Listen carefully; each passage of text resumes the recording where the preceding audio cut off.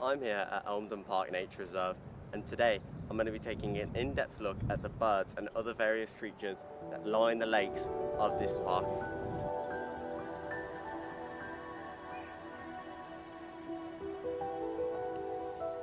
Although ducks are common waterfowl, especially here in England, they're actually one of the most overlooked birds. Here at Elmdon Park, you'll often see groups of ducklings with their parents swimming around and often looking for food, as it's a common duck feeding spot. Ducks and other waterfowl in this park are classed under the Anseriformes order. Although not looking very similar to their fellow Anseriforms, swans and geese, they are classed under this order due to the fact that they have evolved around each other and have formed a relationship between the families. To put it simpler though, there is a lake hierarchy, and unfortunately for these ducks here, many of their siblings have been killed by predators in early stages of life.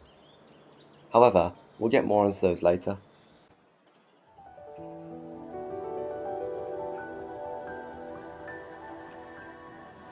Well regarded as the Queen's protected animal, the mute swan is often a staple of British parks and reserves, despite the rumours of these birds being so defensive of their territory.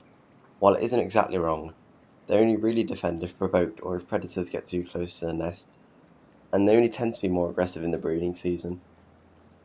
The cygnets are often left unprotected at times, as both swans may need to be vacant from the nest due to looking for food, allowing predators like foxes easy access to the eggs. Because of this, like ducks, only a few cygnets survive past childhood. You might be able to notice a couple of ducks in the background of the shot here, and this is because swans aren't really defensive against other bird life forms due to the fact that they've evolved and lived around them so long in the same environment, and also because they're in the same taxonomic group.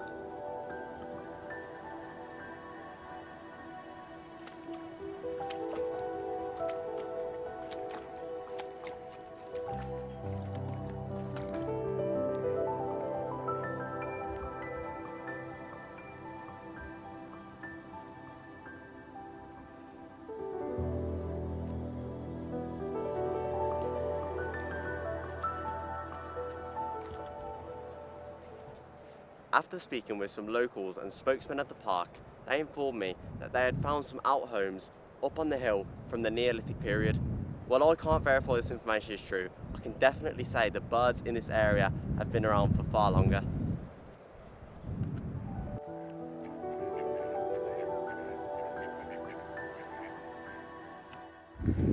I've also took a short visit to the canals of Solihull just to see if there's any resemblance with the wildlife here that there is at Elmdon Park.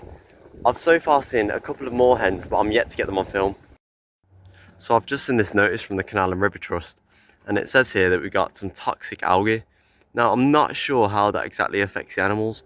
However, I mean, I can't exactly say it's too crowded over here at the moment, but at the end of the day, you got to consider the ducks living here and the other winged animals. They might be, used to this stuff at the end of the day. I mean, obviously it says here, your animals, your children, and you. So I'm not sure if that applies just for, not birds, but I'm not too sure on that. When you walk a bit down the canal, it's usually just farmland surrounding. So there'd be, horses, sheep, and other non-winged animals. But to be fair, I've been walking down here for about half an hour now, and I've only seen moorhens. No, I mean a couple of ducks as well, here and there, in groups. No swans, no geese, nothing else usually. I mean, when I came down here in the autumn, there was geese, a couple of swans, not too many. But yeah, it doesn't seem like there's that much of a range out today. I mean, I can hear them, but I can't exactly see them, which isn't not great really. Okay, so we got another notice from the Canal and River Trust. This is actually from this stretch here down to, I think it was the M42.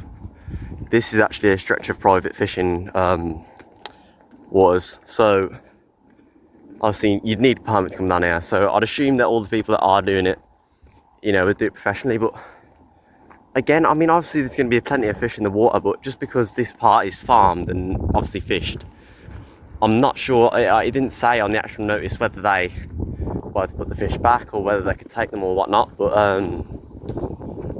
mean, yeah, it's just whether it might be the lack of food down here that puts off the animals. I'm not too sure, but I mean, even nests are scarce.